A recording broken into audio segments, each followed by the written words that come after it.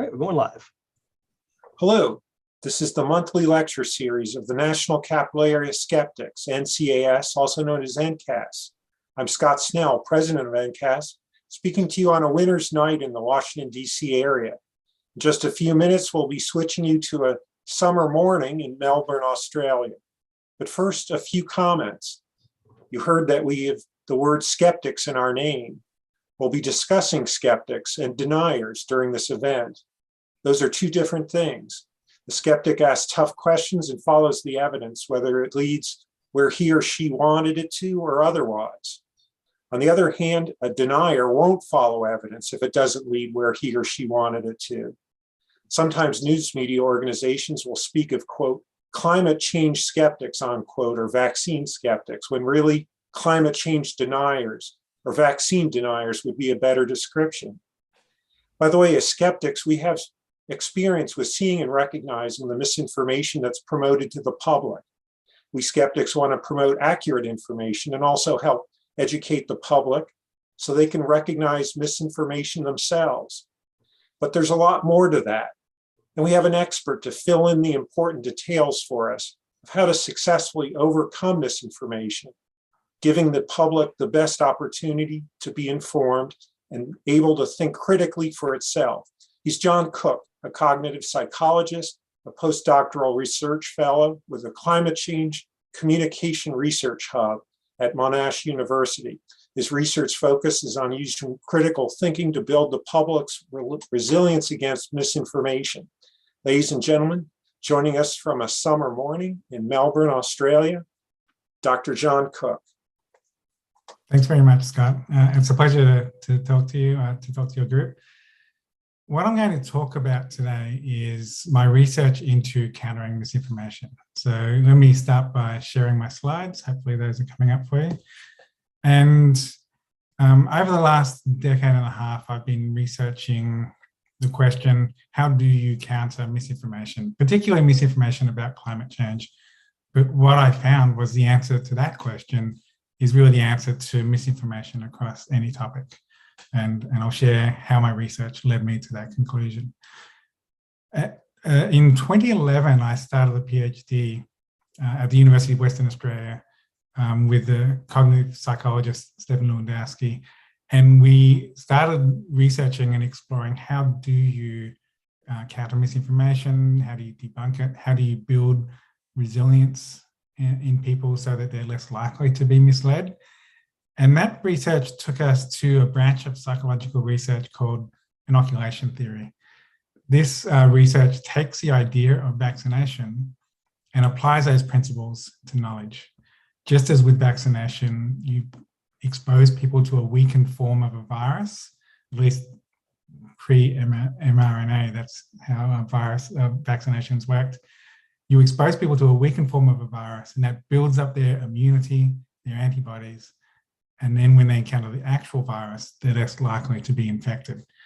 Psychology researchers found that the same thing applies with knowledge. When you expose people to a weakened form of misinformation, it builds up their immunity, their cognitive antibodies, so that when they encounter actual misinformation, they're less likely to be misled. So what do I mean by a weakened form of misinformation? In our research, we tested what happens when people are exposed to misinformation about climate change. And this was the misinformation that we used in our experiment. It's taken from a website called the Global Warming Petition Project, which is an actual live website. And on this website, they list over 31,000 Americans who have got a science degree who have signed this statement saying that humans aren't disrupting climate. And the point of this website is to argue that there's no scientific consensus, there's no consensus amongst climate experts that humans are causing global warming. Now, what I found when I showed people just the misinformation was these were the results. Now, in this graph, the horizontal axis is political ideology. So people to the right are more conservative or right-wing. People to the left are more liberal or left-wing. And the vertical axis here is change in climate perceptions, or specifically what they thought the scientific consensus on human-caused global warming was. Anything below the dotted line means their climate perceptions went down. In other words, the misinformation did damage or reduced people's climate perceptions. And so we found that overall, misinformation reduces people's climate perceptions.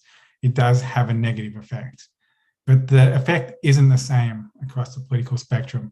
The more politically conservative people are, the more impact misinformation has on reducing their climate perceptions. So this tells us a couple of things. One, misinformation does do damage, but secondly, misinformation can be polarizing as well. It has a different impact on people depending on the different audiences. And so that means that as climate misinformation washes over society, society gets pulled apart. They get further polarized. And then the more polarized the public comes, the harder it is to actually get progress and get social consensus, which you often need in order to get, I guess, action on climate change. So that's a bit of a mouthful, but let me jump to the next part of our research. One group in our experiment were only shown misinformation. The other group was shown an inoculating message before they were shown the misinformation. And this inoculation, or this weakened form of misinformation, the way we delivered misinformation in a weakened form was we explained the rhetorical technique used to mislead people. In this case, the technique of fake experts, or critical thinkers would call it argument from false authority. Specifically, the fake expert strategy involves using people who convey the impression of expertise, but they don't have the relevant expertise. In the case of the petition project, it was anyone with a science degree, but that meant that there were people with computer science degrees, medical science, veterinary science, mechanical engineering, a whole range of topics, but only a very tiny percentage of those 31,000 actually had any expertise in climate science. So explaining the techniques used to mislead is a key way to inoculate people against misinformation. The other interesting thing about our inoculation was we never actually mentioned the global warming petition project. Instead, we talked about the fake expert strategy in general terms and actually used tobacco misinformation as an example of it. And once we had shown them the inoculating message, then we showed them the global warming petition project. And this is what we found, the results after people were shown misinformation after inoculation, the blue line here. And there's a slight slope, but statistically, this line is equivalent to a flat line. The misinformation had no effect across the political spectrum. And this tells us a couple of things as well. Firstly, it tells us that whether people are politically conservative or politically liberal, nobody likes being misled. Aversion to being deceived is bipartisan. It also tells us that you can inoculate people against misinformation without even mentioning it. Just by talking about the technique that the misinformation uses, that can equip them or give them immunity against that same technique across multiple topics. And so consequently, what we call this approach to inoculating people, explaining the rhetorical techniques used to mislead, we call it logic-based inoculation. It's about explaining the logical fallacies in misinformation. In order to explain the fallacies and techniques in misinformation, it's very helpful to have a framework to give people a hook to be able to understand and make sense of misinformation techniques. And I've found Flick has been a really powerful and sticky framework. This was originally suggested by Mark Hufnagel, who runs the Science Denial blog post. He doesn't promote science denial, he counters it. And since then, it's other people have written about it. And then I was giving a workshop for young people a number of years ago, and I wanted to introduce to them the idea of these 5 techniques. And I wanted to come up with an acronym so to make it easier for them to remember it. So I started with Mark's 5 techniques, and there was fake experts, there was unrealistic expectations, there was cherry picking, and then I realized, well, this acronym is not going in a good direction for young people. So I reworked it and ended up with FLIC. Fake experts, logical fallacies, impossible expectations, cherry picking, and conspiracy theories. Now, this is kind of the tip of the iceberg, because underneath those there are a range of different types of logical fallacies. There are different flavors of cherry picking. There are 7 different traits of conspiratorial thinking that you need to look out for. So there is a whole taxonomy of denial techniques, and I'll come back to that in a moment, and some of the challenges that comes with that. But for now, after my PhD, having happened upon this approach of inoculation theory and having developed the FLIC framework, the next step was, how do you practically apply, how do you apply that in the real world? How do you inoculate people and explain the techniques in a way that's effective, compelling, and can reach people in an engaging way? Now, before I did my PhD, I was actually a cartoonist for a decade or more. And after I finished my PhD, I did some work with some critical thinking philosophers, and they introduced me to the idea of parallel argumentation, which is, it's a technique of take the flawed logic in some misinformation and transplant it into a parallel situation, an analogous real world example, as a way to make the logic more obvious. And I realized that, firstly, late night comedians use this technique all the time. Like every night you're watching Colbert or Seth Meyers or Trevor Noah, and they're debunking some ridiculous thing that some public figure has said that day. And the way they debunk it is they say, such and such said this. Well, that's just like being in this situation. And then they use the same logic. And everyone laughs. It's entertaining, but it's also a great way to explain how the original argument is logically flawed. And the second thing I realized was cartoons were the perfect delivery mechanism for parallel arguments. So this was kind of my Dorothy from Wizard of Oz moment. I realized I had the tool for fighting misinformation all along, and I just had to go on this long research journey to find it. And so I started doing scientific experiments testing cartoon parallel arguments as a way to inoculate people or explain the logical fallacies in misinformation. So here's an example where the original climate myth is climate has changed naturally in the past, therefore what's happening now must be natural as well. And actually, I need to update this text because this is kind of an older way of thinking about it, but the logic there of climate has changed before, so what's happening now must be caused by the same thing. That commits the fallacy of the single cause fallacy, assuming that whatever was at cause then must be the same cause now. And that fallacy is the same as finding a murder victim and saying people have died naturally in the past, so this person must have died of natural causes as well. It's assuming single cause fallacy, and it's obviously flawed logic in this case with the murder victim, but it's exactly the same logic as the past climate change argument. So here is some experimental conditions in an experiment I did with some of my colleagues at George Mason University and George Washington, where we tested debunking the myth that plants use CO2 to grow, therefore emitting CO2 is a good thing. And we wanted to debunk that in different ways using cartoon analogies. Now, let me go to the right-hand side first. This is the logic-based inoculation approach. In other words, explaining the rhetorical technique used to mislead.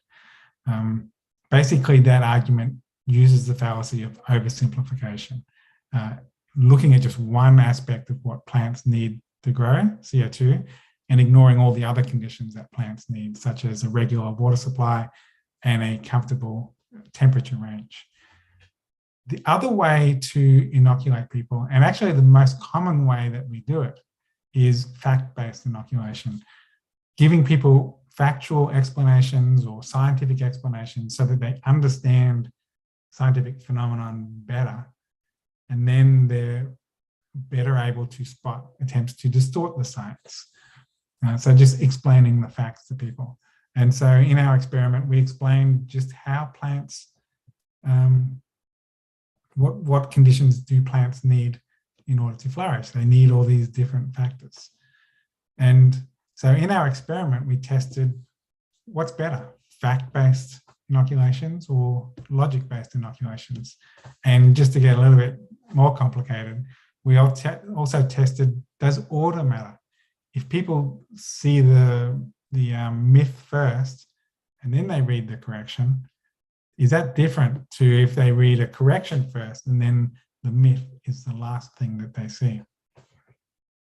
And the reason we wanted to test that was because we can do our communication, our public engagement, our educational efforts, but we can't control how people out there receive information. Maybe they have already seen misinformation when we send out educational content out there. Or maybe we educate them, but then they'll flick on Fox News and see some misinformation. So, so we wanted to test, does order matter?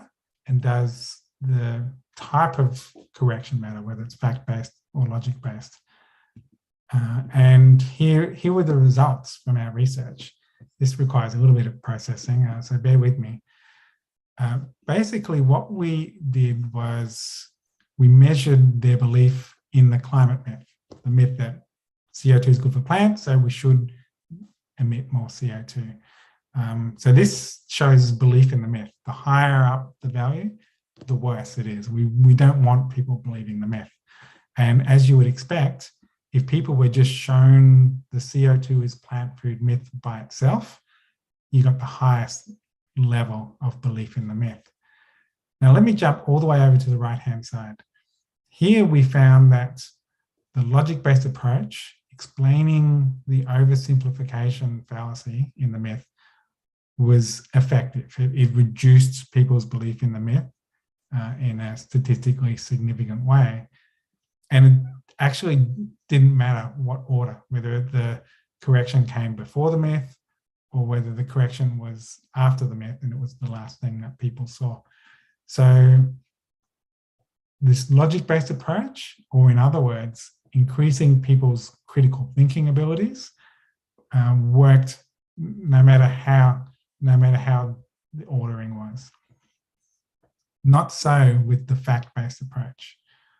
The one in the middle, the blue bar, when people were shown the myth first and then the facts were the last thing that they saw, then the facts worked.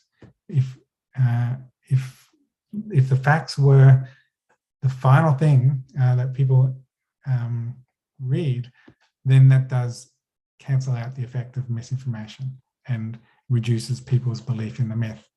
However, if the facts came first and then the myth is the last thing that people saw, then the myth cancelled out our fact-based explanations. And this is actually a really important result. That green bar there is hugely significant because what it tells us is misinformation can cancel out our factual explanations. We can put a lot of effort into explaining the facts, explaining the science. We could reach a lot of people with it. It could be effective. It could be well-designed scientific explanations. all those efforts can be undone by misinformation. It depends on the ordering. It depends on how people receive our facts and the misinformation, and we can't really control that. And that tells us that facts alone, they're necessary, but they're insufficient because they can be cancelled out. If we're in the business of trying to explain facts and information to people, then we need to consider the danger of misinformation that can cancel out our efforts. And the way that we protect our facts as we send them out into a potentially hostile world is we not only explain the facts to people, we also need to wrap some critical thinking bubble wrap around our facts. In other words, explain the facts, but also explain how those facts can be distorted through misinformation. What are the rhetorical techniques that can be used to distort the facts? Now,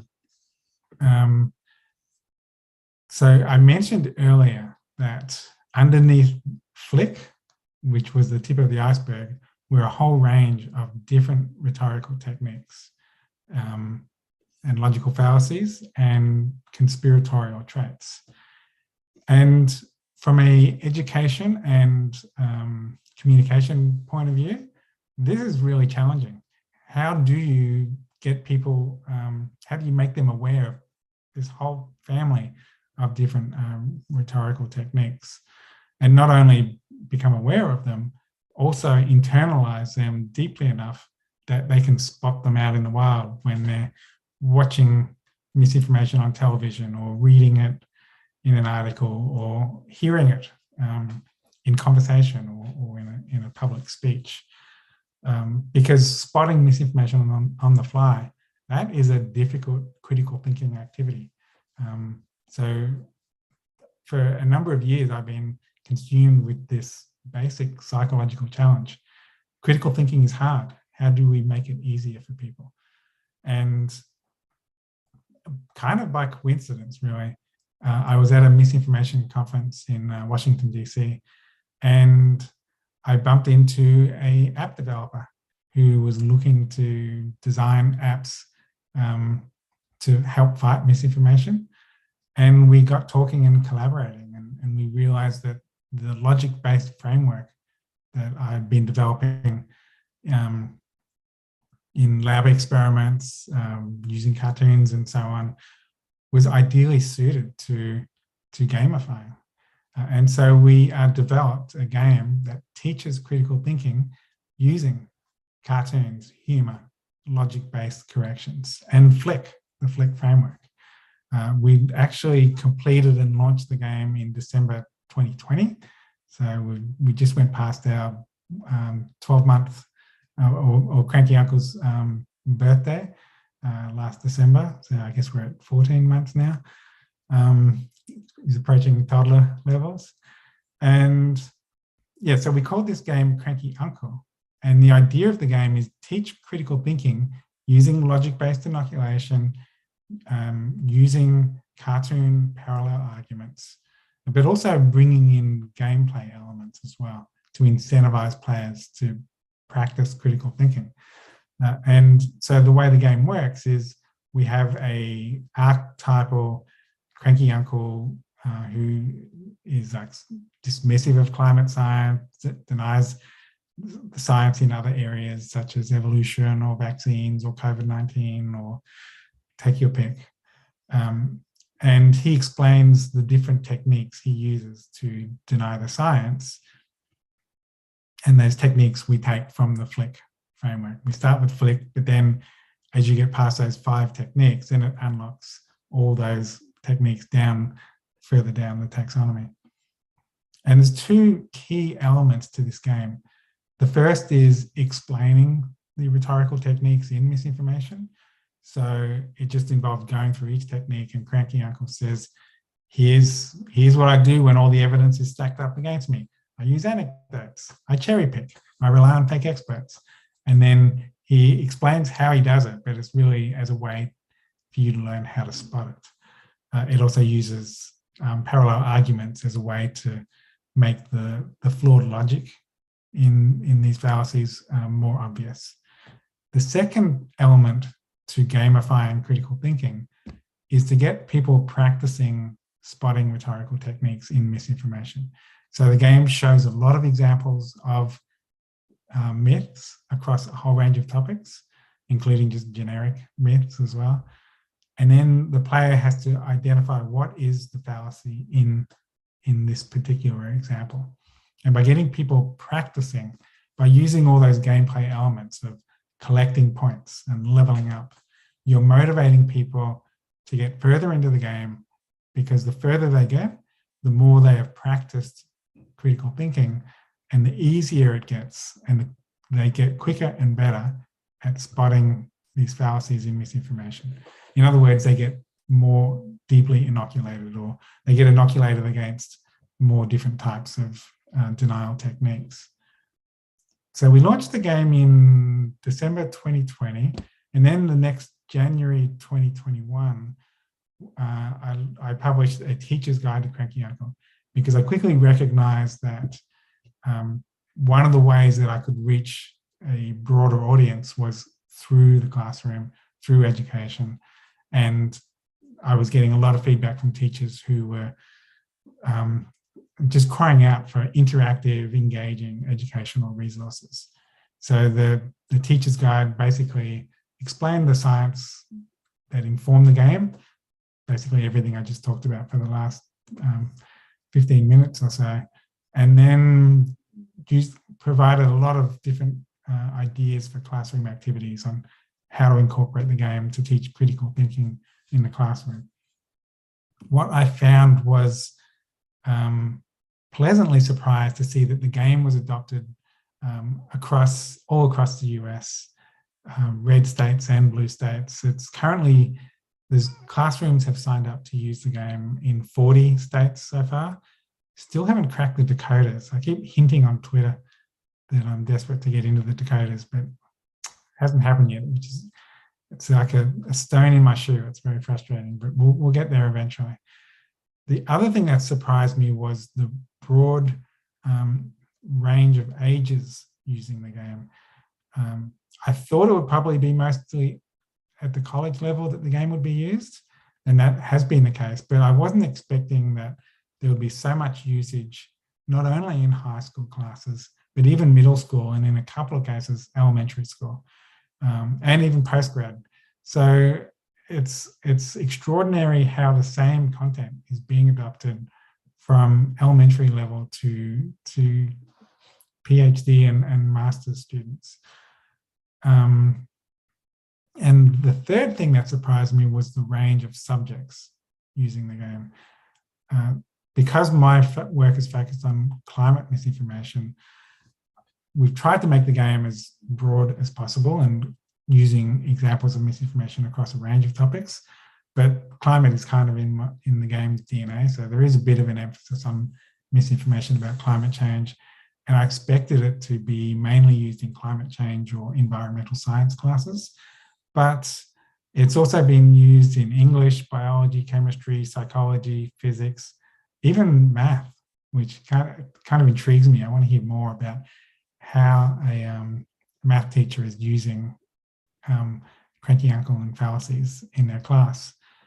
Basically, the game is relevant to any subject where there's misinformation, and that's pretty much every subject. Oh, and that's it. I guess that's all I wanted to talk about. I will stop sharing in a moment, but I do welcome anyone to follow up. If you want to reach out to me with questions, you can either email me or you can direct message me on Twitter. And you can find out more information about my research and the Cranky Uncle game at crankyuncle.com. I've also published a whole range of videos about critical thinking, about inoculation theory and misinformation, and particularly about climate misinformation on YouTube. So you can dive into all that content as well at sks.to/YouTube. I'll stop there and happy to answer any questions. Thank you. Regarding your comment about us using this, could it be a statistics course? notorious lies in statistics. Maybe there's some. Yeah, that makes sense. It's been on my to-do list to follow up with those math teachers and ask them exactly how they've applied it. So certainly in statistics, there are a lot of misleading techniques, and some of them overlap with what we have in the Cranky Uncle game, such as cherry picking data, or even anecdote, I guess, although that's more of a rhetorical technique more than a statistics method.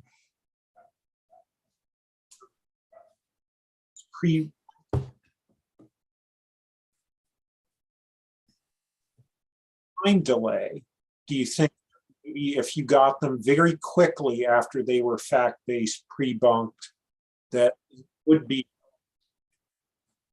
at least less? Unfortunately, your audio cut out a bit there, Scott. I didn't get the full question, I'm afraid.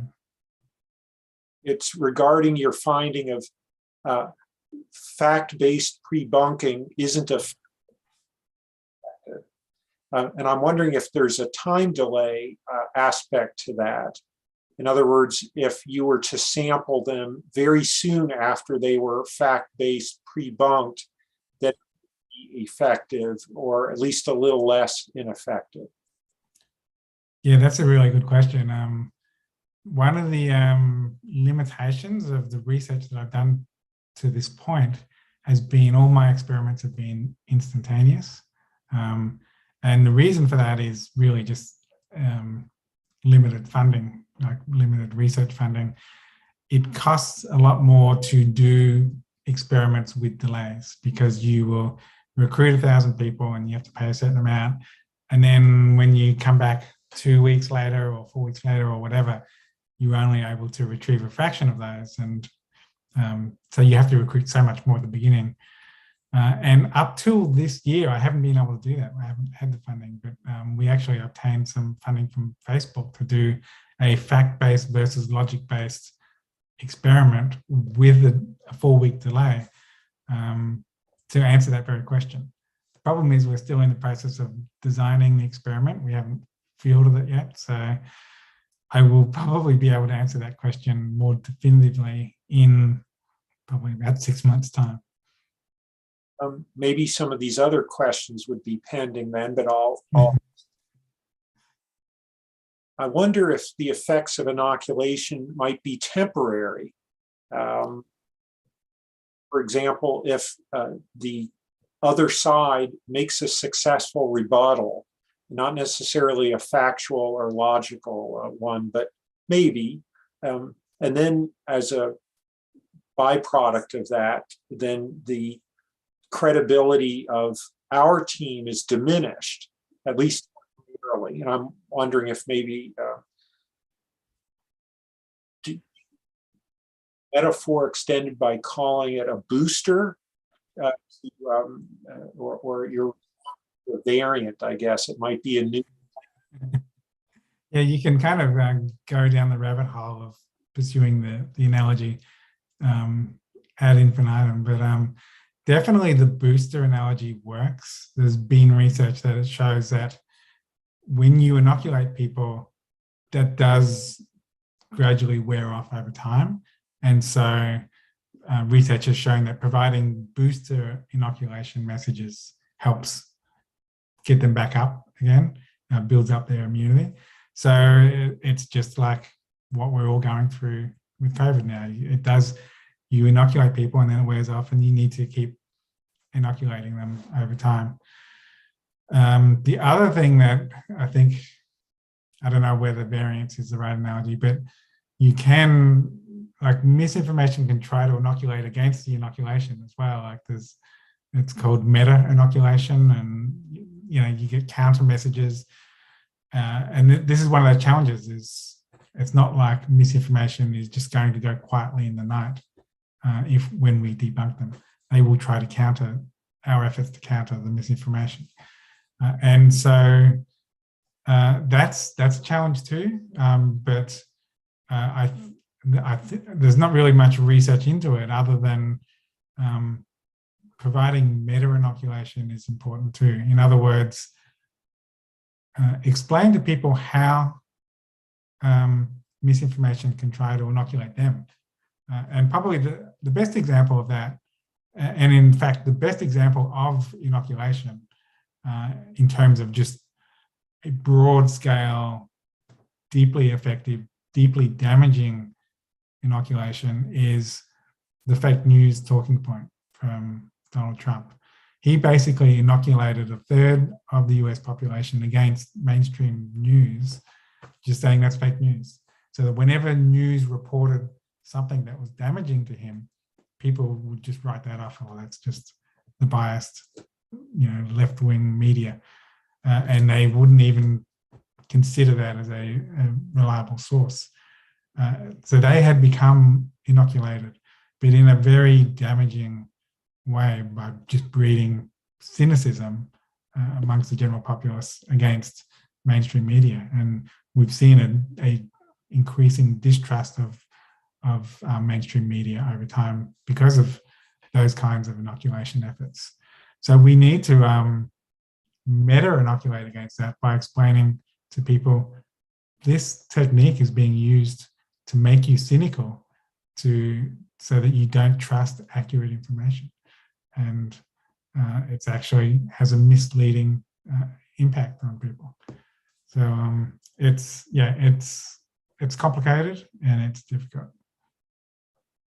Participants notes that inoculation can be used for harm as well as good. That's a little depressing. Yeah, and I think that's one element of that harmful form of inoculation is typically it's more shotgun in its approach. It's general inoculation, and there's been research that has shown that general inoculation, whether it's well-intended or ill-intent, has this side effect of making people just more cynical and distrustful of any information source. So whether it's Trump saying fake news or whether it's a fact-checking organization saying, watch out for fake news, like watch out for misinformation. If it's just a general be wary because misinformation is out there, that just breeds general cynicism and distrust, including distrust of accurate information sources. And that's not a good outcome. The logic-based inoculation approach is more surgical rather than shotgun. It's more specifically looked for these techniques. And so by making people more discerning, it avoids that general breeding of cynicism. And what we found in our research was doing logic-based inoculation did not change people's levels of trust or distrust of climate scientists. So it avoided that cynicism effect. I want to suggest, though, that those of us who've been following skeptical research literature over the years, decades, that we know that there is fake news about UFOs being alien or psychic powers being real, or the Bermuda Triangle, planes and ships really are vanishing mysteriously there. And in fact, my own youth was believing these TV news programs or books and magazine articles and so on. And I guess in terms of your inoculation description, I learned later that the books I was reading and TV shows I was watching were omitting important information. And I made sort of a side-by-side comparison with other sources that were more logical and internally consistent.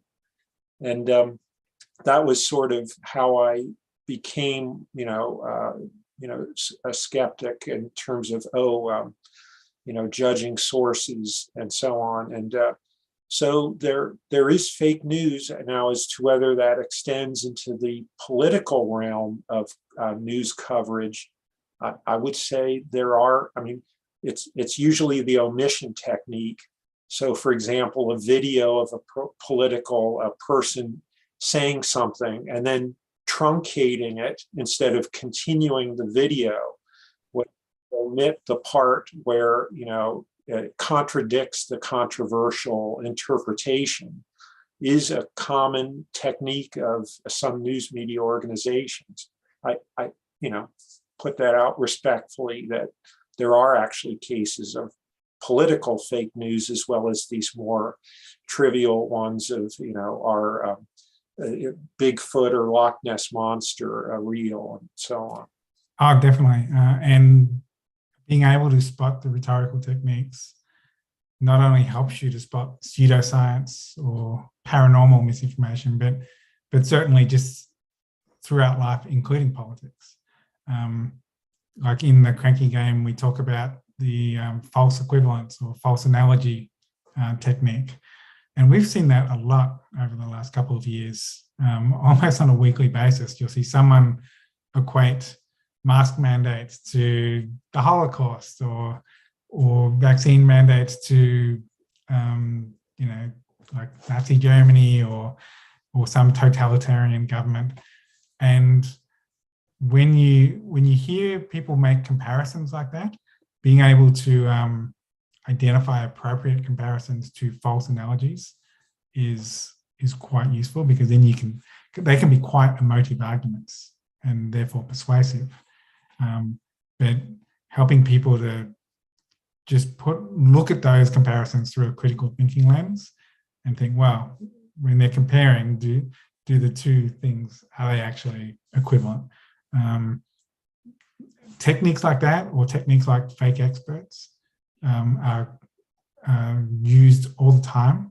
In fact, just this week, I saw a rally, an anti-vaccine rally, I think, where they just threw all these people in white coats.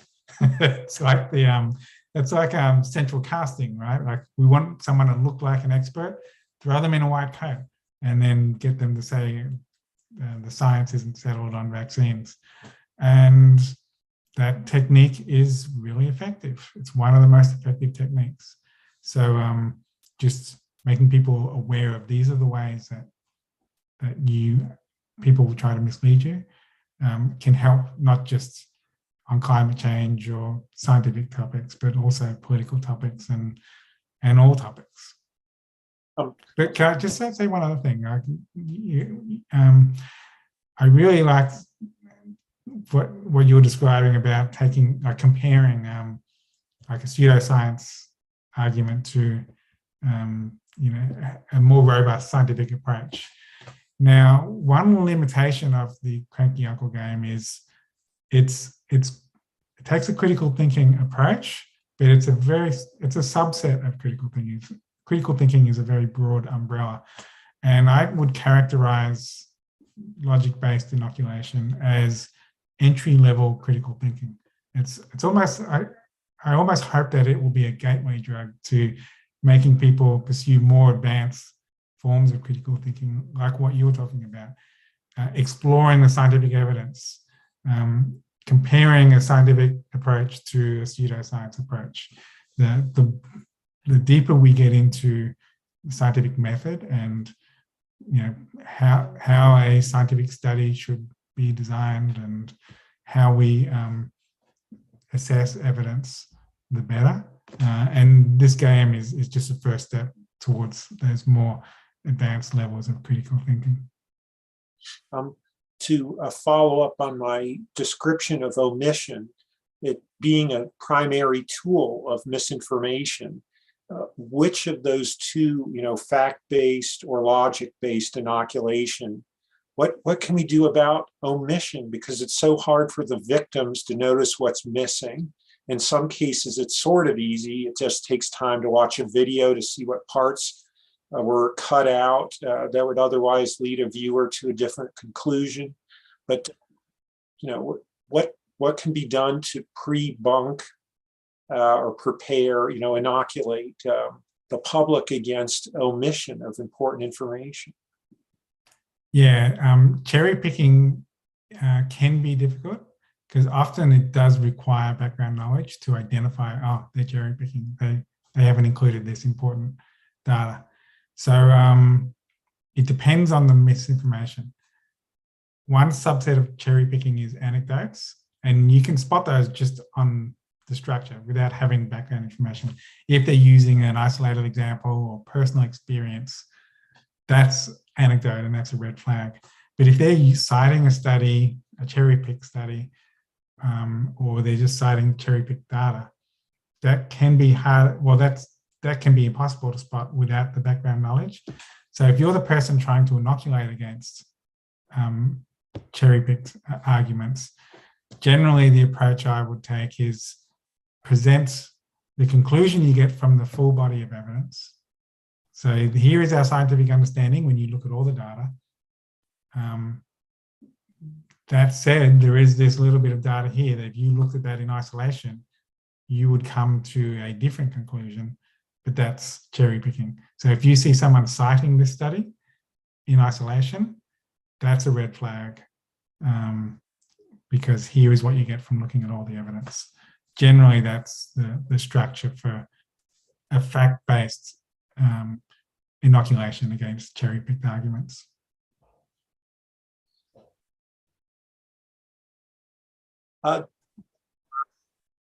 It asks about your research for Facebook.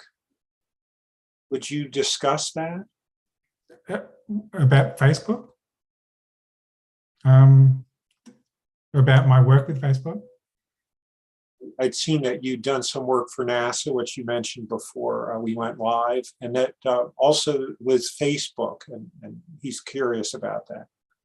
Sure. So a few years back, Facebook launched the Climate Science Information Center. I think it's now called the Climate Science Center. And this was in response to a lot of justified criticism of Facebook for letting misinformation run rampant on their platform. And their solution was basically a fact-based approach. It was to say, well, here is a bunch of facts and links to authoritative sources. And so that was a good step, but it was a very small step in terms of addressing climate misinformation on Facebook. And at the time, I said that I kind of criticized it. Well, not kind of. I did criticize it in a article saying that it was like letting someone become poisoned and then giving them a brochure about vegetables. So it was, you know, vegetables are good, but it's not adequate to deal with the scope of the problem. But then they wanted the next step in. One thing I've learned through my collaboration with Facebook is they're very incremental. And the next incremental step was to add to the Climate Science Center debunkings of misinformation. And so they worked with myself and two other scientists doing research into misinformation and climate communication. And we basically advised them on how to structure their debunkings of the most common climate myths. And it was actually a combination of fact-based and logic-based.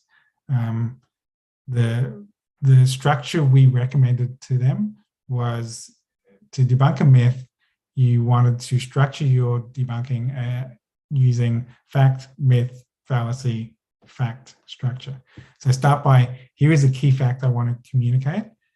There is this climate myth that says otherwise, but that myth commits the fallacy of, and then grab whatever fallacies in the Flick framework, and then end by reinforcing the myth again.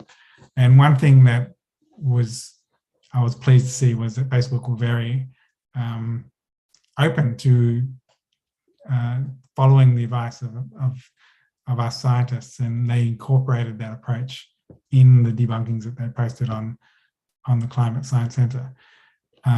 Again, that was just another incremental step, but we've continued to work with them since in incorporating other strategies. And misinformation is a really complicated and ubiquitous problem that requires there's no one magic bullet to stop it. It requires a range of strategies, whether it's posting facts, posting debunkings, adjusting their algorithms so that misinformation is less likely to go viral, penalizing repeat offenders, demonetizing misinformers. There's a whole range of things that they can do, and they're making incremental steps on all these fronts. And we continue to advise them as they go through that. Would you also mention your NASA work?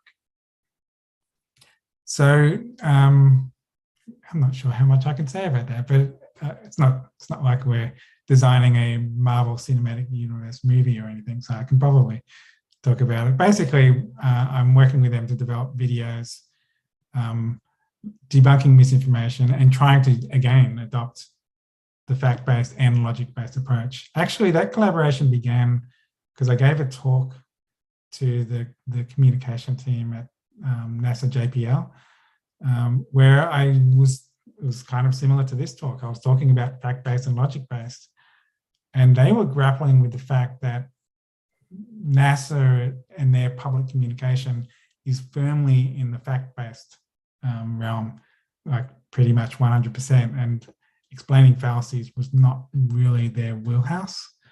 And I was suggesting maybe they could do a sort of soft fallacy explanation. So not a that myth commits the fallacy of oversimplification, but more a kind of I don't know, it's kind of difficult to explain, but just a less explicit critical thinking explanation, I guess, that was more in line with this current style of NASA public communication. And so that's what we're in the process now of doing, is writing these scripts. Like Facebook, they're a big organization and the bureaucratic wheels grind slowly, but we're just working through that at the moment. I wonder what you think in terms of, confronting misinformation. What about getting into a side-by-side situation like a debate? I'm thinking, for instance, of Bill Nye debating with Ken Ham about evolution. I personally thought that was very successful. Of course, I have no data about whether people were persuaded or debunked as a result, but it's a great record, a video for people to look at for years, and will have a positive long-term effect, and maybe a booster if you want after some years or something. Anyway, what do you think about debating, say, someone from the Heartland Institute? Yeah, the Heartland Institute. So I get invitations to do public debates with climate deniers, and whether it's the climate denier challenging me to a debate, or whether it's some organization who in good faith have organized a public event thinking that this would be an engaging way to bring in the public and get them exposed to some information. So, with the goal of the good faith effort of trying to have a more informed public. The problem with this format is, and I've, in the experiment I showed, there was another experiment I did in the same study. I experimented with two different types of climate misinformation. One was the fake expert one. The other one was the fake debate technique. And this is a technique where you have an issue where there's a scientific consensus, but the information is formatted in the form of a 50-50 debate between two people. The danger of that format is if both sides are spouting technobabble and arguments and data and information, a lot of which is new to people and kind of going over their heads, what they see, the average layperson will not be able to discern, all the nuances of the debate.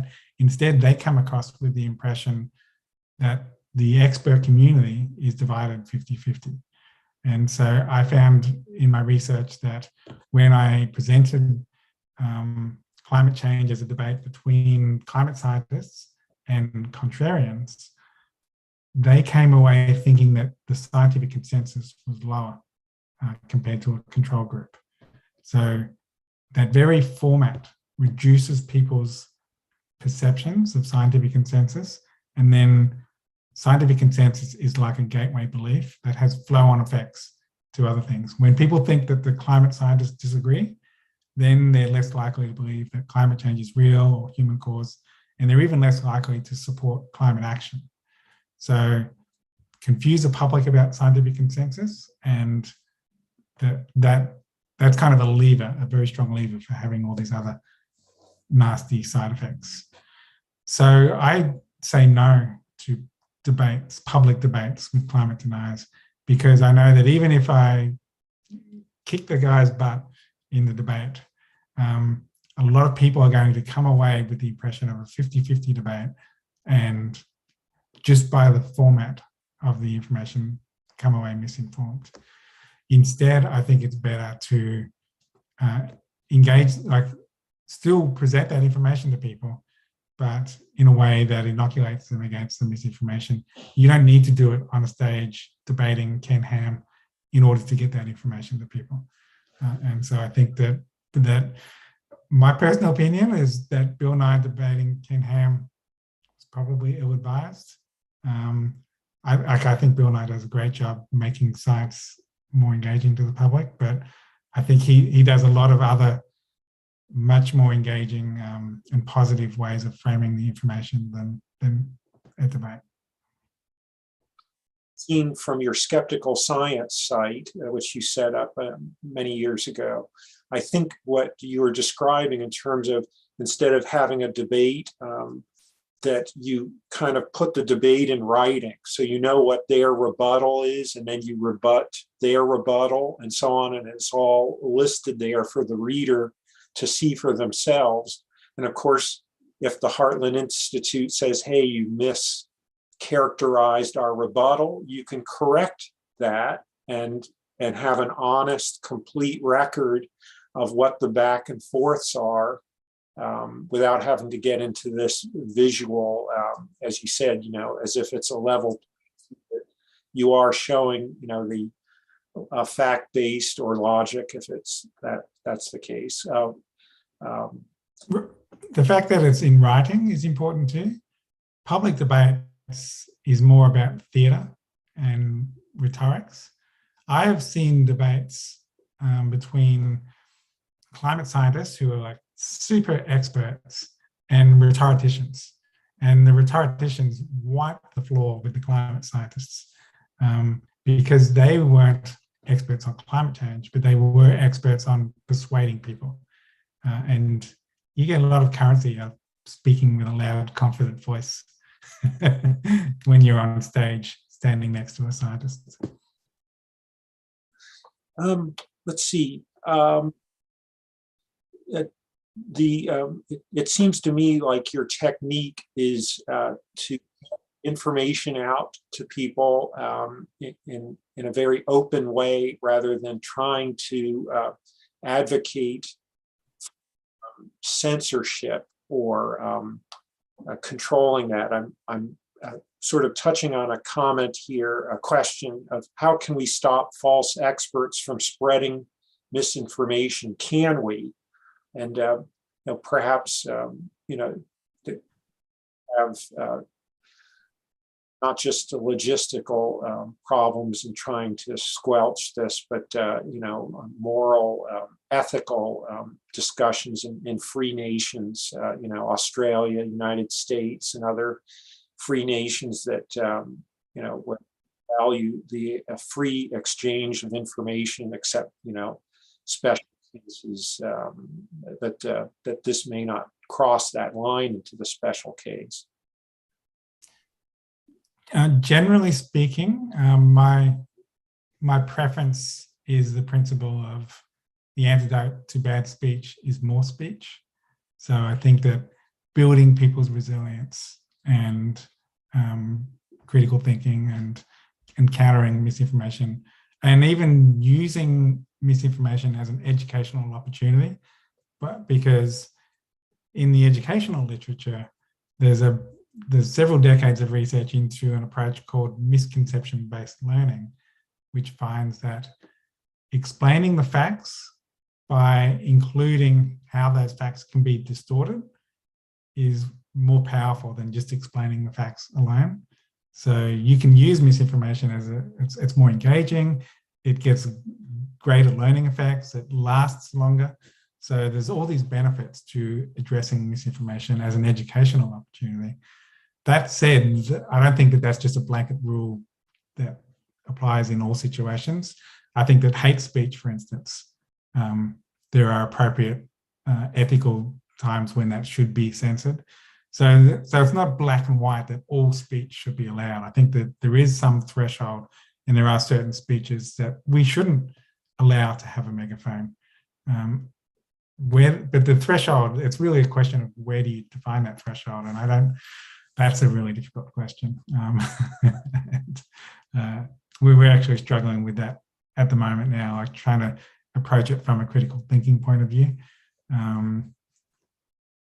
Because there are degrees of falseness. There's like outright false science denial. There is arguments that are misleading because they include fallacies. An argument that is a statement that is true, but as you say, it uses omission to mislead people. So an example would be of those three categories. You often will just hear people say, well, it's really cold. You know, we experienced record cold in our town today. Whatever happened to global warming? And that's misleading. It wouldn't be outright false. Outright false would be, we experienced record cold today. That proves global warming doesn't exist. That's explicitly false statement. But then the completely true, but not but omitting, the broader context would be just saying we experienced record cold today in a kind of a wink, kind of innuendo kind of way, which is often how climate misinformation is packaged. It's a lot of sort of unstated dog whistles. So these are three different flavors of the same type of argument, using anecdote or cherry picking to guide people towards a misleading conclusion. And how you deal with the different flavors is complicated. If possible, I'd like to tap into your expertise as a cognitive psychologist to look into ways to perhaps negotiate with our opponents or find common ground. So producing information, we're all in agreement about things are, and maybe overlap in terms of actions to take. Let me throw out an example, and it's okay for you to laugh. I'm not a professional, but I haven't seen this, and it doesn't mean it isn't already out there. But an important part of climate change findings are that humans have changed Earth's climate, and that the change is bad. Humans are causing it. Framed as Earth climate changes, which is inevitable. And I think almost everyone will agree that Earth's climate inevitably changes, over its history and in the future. And so that would bring together almost everyone. And Earth's changing, whether it happens because of us or because of nature, would be bad for us. In other words, our ideal world would be a relatively stable climate. Of course, whether or not that's achievable is another question. But the bottom line being, we wouldn't want ice ages or worldwide tropical conditions. I said ice age, maybe the opposite of that is a steam age. I don't know. Like a Venus type atmosphere. If you expect climate models long enough, certainly this could be even more disastrous. So my suggested reframe would be, to you as a cognitive psychologist, let's develop methods to try to maintain our climate. In other words, releasing greenhouse gases would perhaps counteract an ice age, and capturing greenhouse gases would counteract a drift towards worldwide tropical conditions. And then after, if this actually is an effective way to bring, in terms of Earth's climate is definitely going to change. Of course, the day of reckoning is coming sooner because of human activity. But anyway, the sort of the cherry on top of this is, if you look at temperature data from satellites over the past 40 years, I think there aren't any deniers, or very few of those data from the satellites. And it shows we are warming. So, to say whether or not humans are causing it, it's going up, and maybe we can help by reducing the existing greenhouse gas levels. And this, I don't know if this is innovative, it maybe doesn't matter, but whether this might be a way to look at it that would be effective. I probably have a more pessimistic view from I guess my research over the years, but when you look at the different climate misinformation arguments, they generally fall in different categories, whether it's not real, it's not us, it's not bad, or the solutions won't work. But every argument essentially will take this form. It's not real, therefore we shouldn't act on climate change. It's not human caused, therefore we shouldn't act on climate change. Or the solutions won't work, therefore we shouldn't act on climate change. All roads lead to climate inaction. And when you dig below the arguments, what you find is the biggest driver of climate denial has nothing to do with the science at all. It's to do with ideology and an aversion to climate solutions. Basically, people don't like some of the proposed solutions, and therefore they deny that it's a problem that needs solving. And usually this comes from political ideology. People who believe in small government, they don't like markets being regulated, and usually the solution, this is not the only solution, but usually the solutions to climate change are let's regulate the fossil fuel industry. And that goes against small market ideology, small government ideology, sorry. So given that political ideology is driving science denial, trying to resolve this conflict by kind of working at the surface level doesn't address really the root cause. It's kind of like playing with the symptoms without solving the source of the problem in the first place. So there's limited, I think, effectiveness to trying to use techniques like that to try to, I think we should try to talk to climate deniers and find common ground and try to find constructive discourse. But I think we need to do it with open eyes, recognizing that that it's not that we haven't said the magic words to have a proper conversation with them. It's something deeper going on, and just trying to work at the symptoms isn't going to address that deeper problem. Therefore, with all that in mind, the way I think about the problem of climate misinformation is I tend to think of, and this is a bit of a simplification, but I find it helpful from a practical point of view. I tend to think of three audiences amongst the public.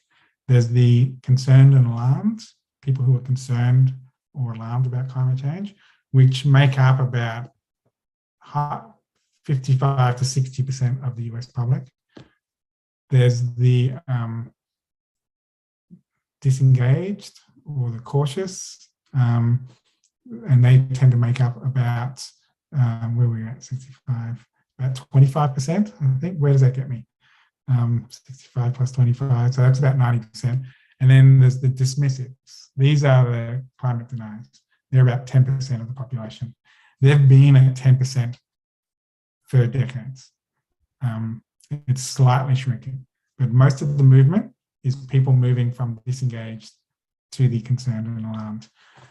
I think that rather than, if we have limited resources to engage the public about the science, rather than trying to beat our heads against a brick wall trying to convince that 10%, our efforts are better spent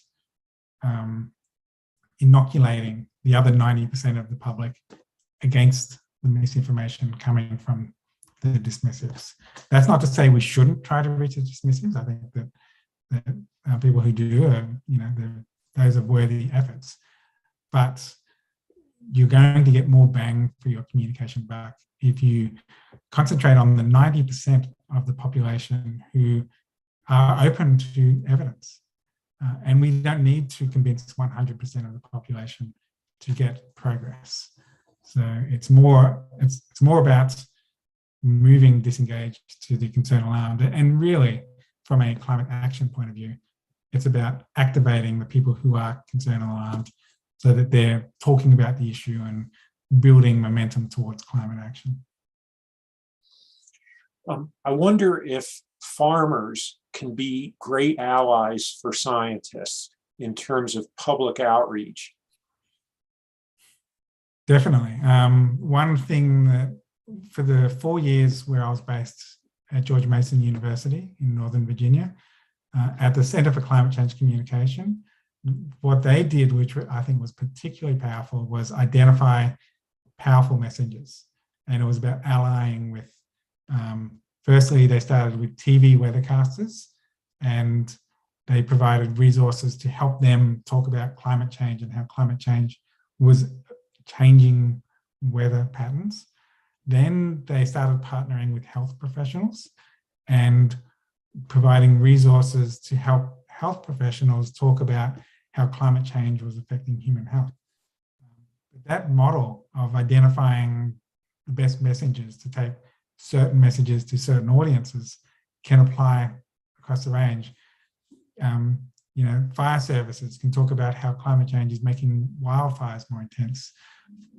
Farmers can, providing resources to help farmers talk about how the climate is changing in their region and how that introduces challenges for farming. There's a whole range of different approaches and different messages that we can use.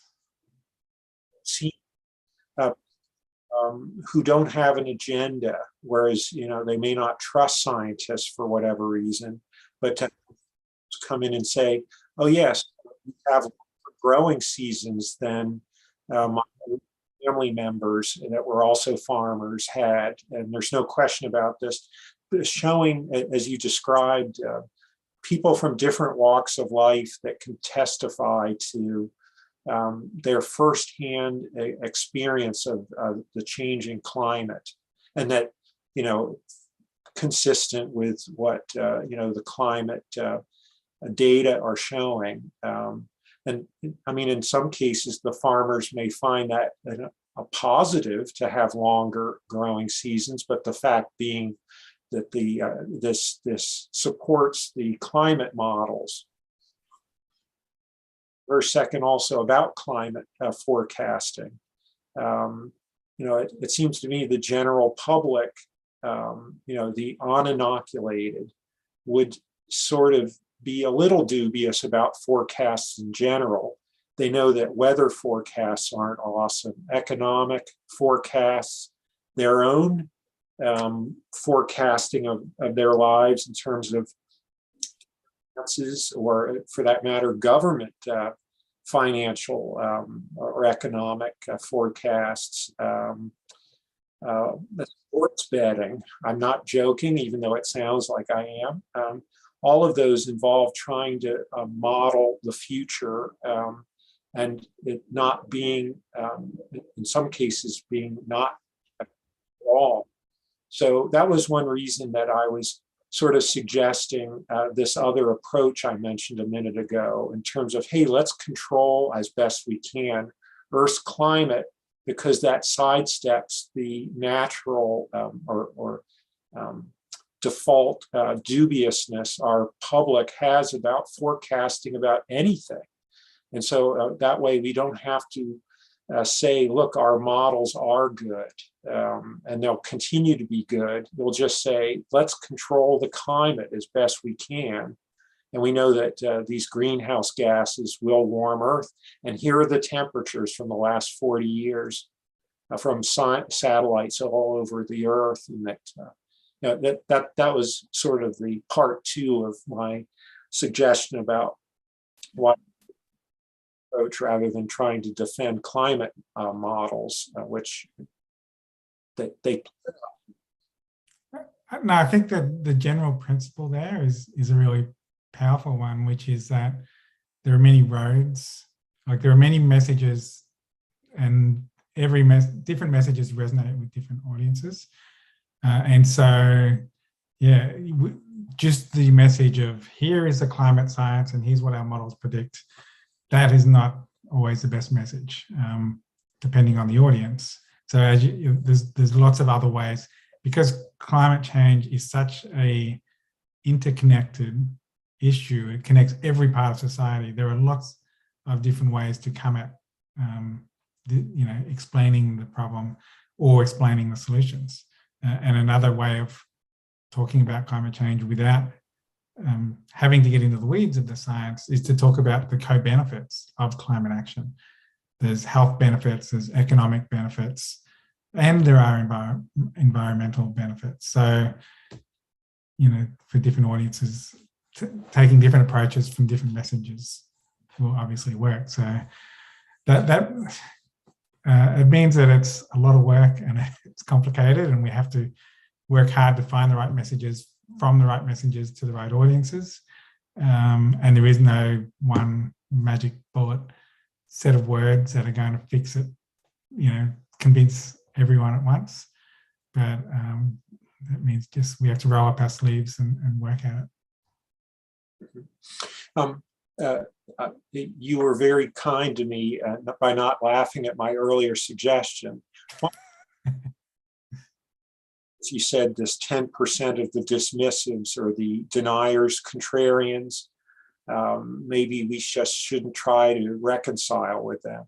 But I wondered if maybe the diplomatic corps or labor negotiators, professionals in the field of bringing people with very strong views together, even, on an international level, where trying to negotiate with really bad actors, North Korea or something like that being the most extreme, or Iran.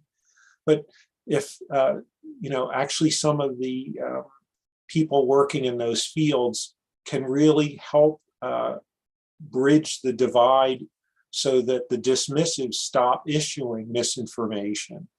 Because that would be your dream, wouldn't it? Is that the misinformation production would stop rather than you having to be in this back and forth. And you do win because you can lay out on Skeptical Science or in any other venue the full rebuttal cycle, and you show that you have better facts, better logic. But still, if they were to stop producing misinformation, it seems to me that would be true victory. I mean, that would be the ideal situation. And certainly I'm not saying that people shouldn't attempt that, but I am skeptical that you would achieve that. So in the meantime, I think that we also, I'm assuming that that misinformation will continue to be produced as it has been for the last 30 years. I think that we do need to inoculate the public against that, noting that it's not just about climate misinformation, it builds critical thinking across all topics. And to give you an example, the Cranky Uncle game, which, as I said, has a climate focus at the moment, we're now in the process of developing a vaccine version of it, because the same fallacies that we see in climate misinformation are also seen in misinformation casting doubt on vaccine science. And so we're now looking to counter that misinformation using exactly the same techniques as the Cranky Uncle game uses now. Mhm. So even if we solve, like, if I, suddenly found that all the climate misinformers had shut up shop, and I was like, what am I going to do for a job now? There's plenty of other misinformation topics I could seamlessly transition to.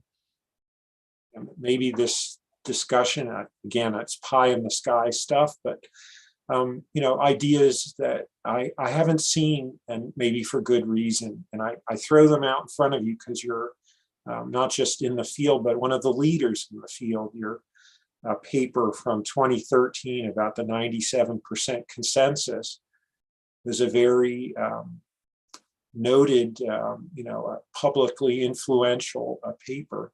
By the way, Nature, you're co-author on a Nature article in the journal Nature a couple months ago. Would you talk about that? Sure. So for a number of years now, I've been working with some researchers in the UK, Travis Cohen, Miriam Nanko at the University of Exeter, and Constantine Boussalis at Trinity College in Dublin.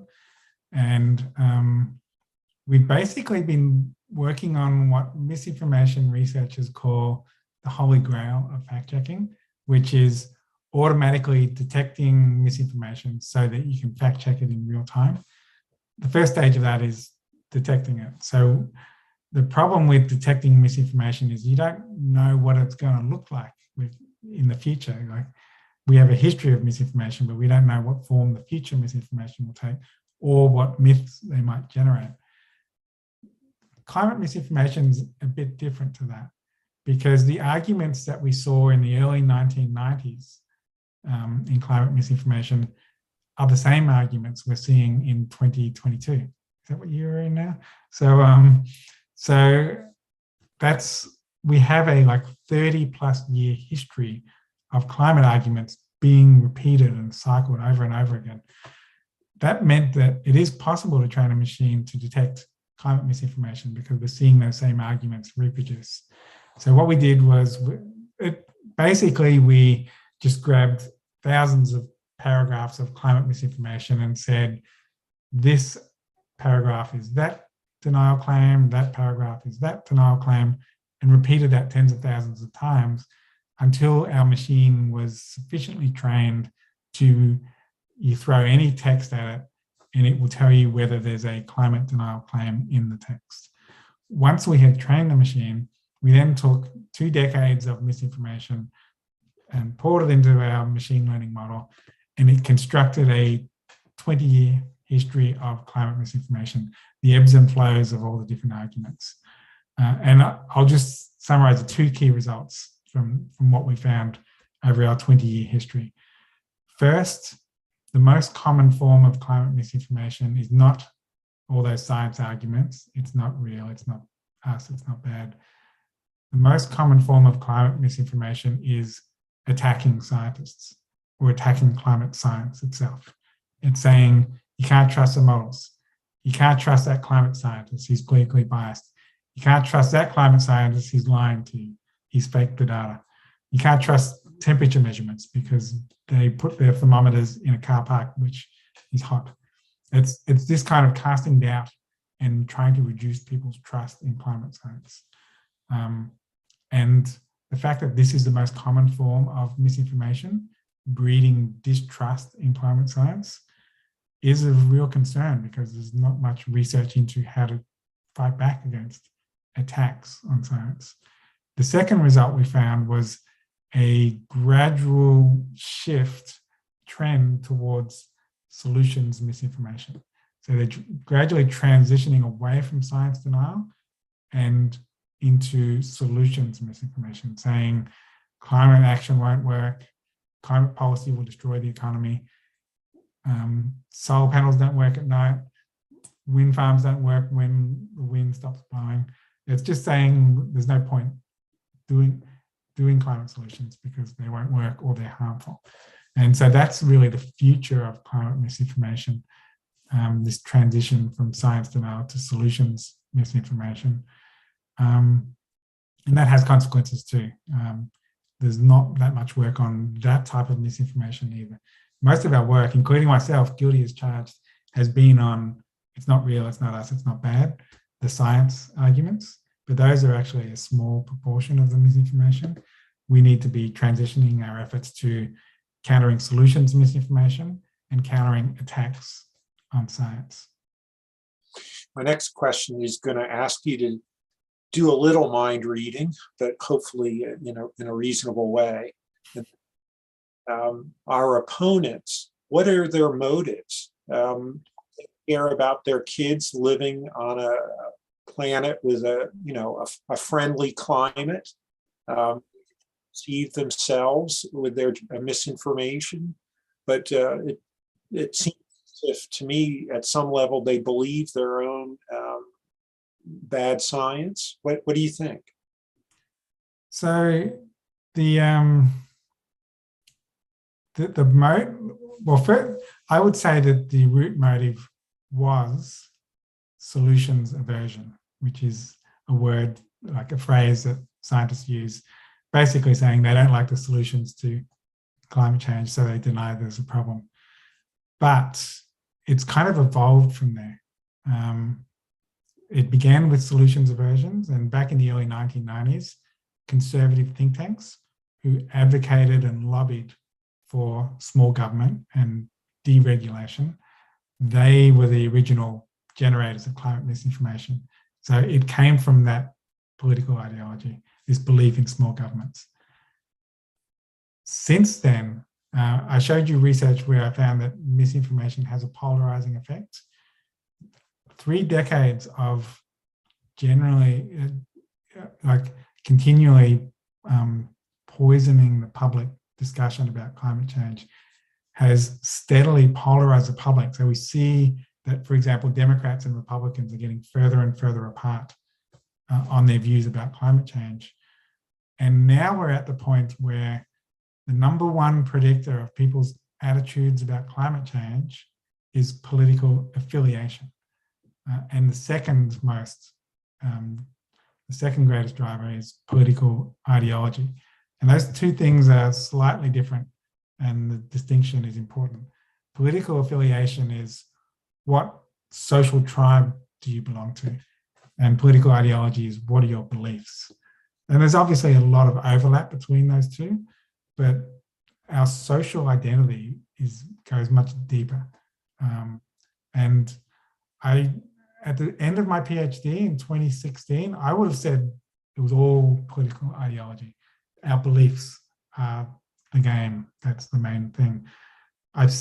But 4 years in the US, I realized that affiliation, social identity is even deeper and primal. And I think one of the things that made me realize that was seeing how a political party could completely change their beliefs just because their tribal leader said otherwise or acted otherwise. Like Republicans used to be much more bullish in their attitudes towards Russia, but when they had the leader of their party have a completely different attitude and behavior about Russia, the belief system just changed. So humans are tribal, we're social animals, and we follow cues from our tribal leaders. And I think that social identity is the biggest thing that drives our beliefs about these kinds of polarized issues. So that has consequences if we're in the communication business or education business, because if you're communicating facts that would require somebody to change their mind and become out of sync with their social group, then that will come at a great social cost to them. So it's not as simple a matter as, oh, well, the facts are convincing, therefore I will be convinced and change my mind. We, at a subconscious level, think about, well, if I accept climate change, all my family think that that's all, a Democrat hoax. that makes it more complex, and we just need to think about what's going on under the hood when we're doing our communication efforts.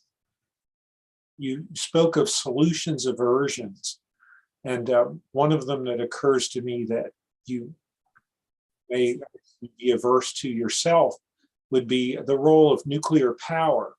And imitate France, wouldn't that be effective, perhaps, in persuading skeptics of nuclear playing a role in greenhouse gas reduction? France is a relatively low greenhouse gas producer because of their reliance on nuclear power. Yeah, so I mentioned earlier that most of my work has been on those three categories of misinformation. It's not real, it's not us, it's not bad. And I haven't really done much work in the solutions space. And I've just started to get my toes wet in there now, and finding that it is part of the reason why I've been at the shallow end of the pool is because it's a lot easier to swim at the shallow end compared to the deep end. It's a lot more nuanced and complex climate solutions. And you find that there are good faith people who genuinely care about climate action, who have opposite opinions about technologies like nuclear power, which means that it is not as black and white as denying explicit science denial. So I wish that I could give you more definitive answers about those kind of questions. I think that generally the best climate solutions depend on the country and the situation. If you're in Canada and there's a lot of geothermal or like using dams to generate electricity, like I think most of Western Canada gets their electricity from dams. So that's a completely different dynamic to nuclear power in France or in Australia. We are an island with a lot of coastline that we can use to harness wind or wave energy, not to mention solar energy.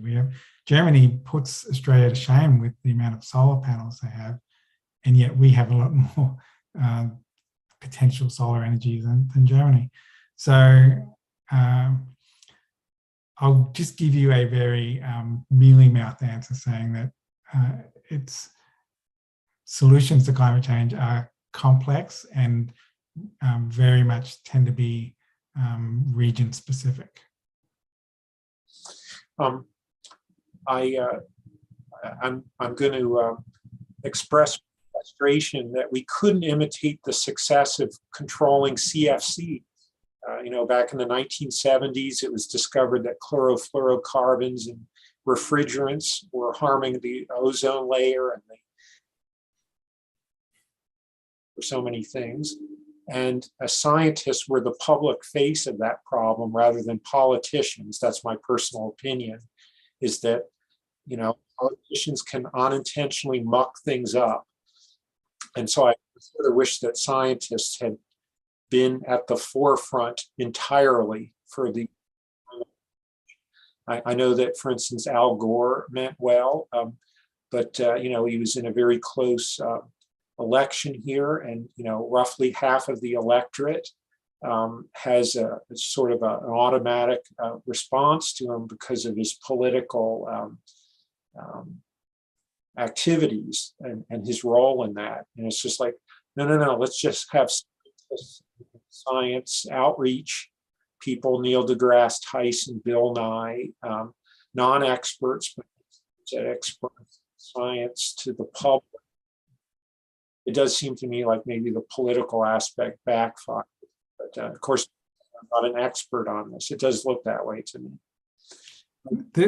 Just very quickly, because I know we're going on for time, but just to respond to that, the interesting thing about the CFC problem was they came up with a market-based solution. They put a price on that form of pollution, and that sent a signal to the market, and the market shifted. Now, I think in the case of climate change, society was at a crossroads in the early 1990s where we had the choice. We could explore different solutions to climate change. And these conservative think tanks, they could have chosen to push forward their market-based solutions because they believe in market-based solutions rather than large government solutions or regulation solutions. But instead of doing that, they chose instead to pursue misinformation and casting doubt on the problem. If they had gone the other way, then we could have taken the CFC route. And I think that's one of the biggest tragedies in the whole climate issue, is at that crossroads moment, the conservative think tanks chose to misinform the public and eventually over decades polarize the public rather than put their own solutions on the table. I was bashing politicians a minute ago, and what the heck, you just shared your biggest regret. Here's mine. From 2009 to 2011, Democrats had the White House, President Obama, and a majority in both houses of Congress. But more importantly, they had a filibuster-proof majority of 60 senators. Now, there were times that some were, out due to medical reasons, but for much of that 2 years. And, ideally, all the pre-existing work of think tanks of, okay, what can we do now that we have the political capabilities to, implement international treaties with reasonable targets for carbon reductions, targets that are binding rather than optional, the Paris Agreement, and then have ratified the treaty. That would have been so significant. And yet that never happened. It looks as though it was never even close to happening during those 2 years. And I realize we're not here to discuss politics, but as a communicator, though, that you are, is there a way to explain what happened, what I just described publicly, and so to make sure it never happens again? That's or some Republican. That one's way outside my lane. My perception as a non-political scientist is that the Obama administration chose to expend their capital on getting healthcare through Congress. And, as someone working in climate, I would have preferred that they did climate instead or both. I don't know whether they had enough political capital to do both, but they chose their priorities, I guess, and here we are. The health of the planet generates, obviously, the economic crisis too, 2008, 2009. But still, it seems to me that's the truly a huge missed opportunity and political liability. We're talking earlier about the reputation of sources. If people will distrust political groups if they don't follow through with their promises, and that seemed like a major one. At least in terms of priorities, like you were saying. Well, listen, with you, I still have questions. I assume I could eat, and anyone here that continues to have questions in the chat window, maybe I could forward them as well to you. It's exciting to talk with somebody like you that is trying to solve an important problem from a unique angle, because having informed public, making wise choices in terms of public policy.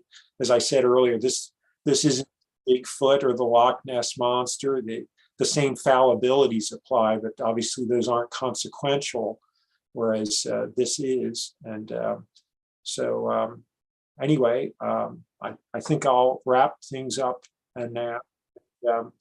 Thank you, Dr. Cook. Thank you to everyone who participated today, except perhaps for the trolls, unfortunately.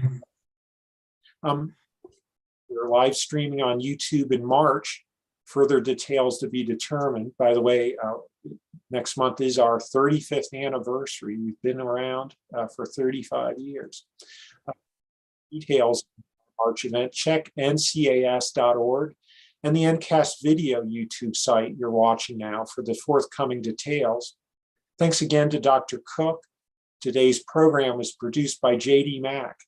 Thanks, JD. All next month. Bye-bye.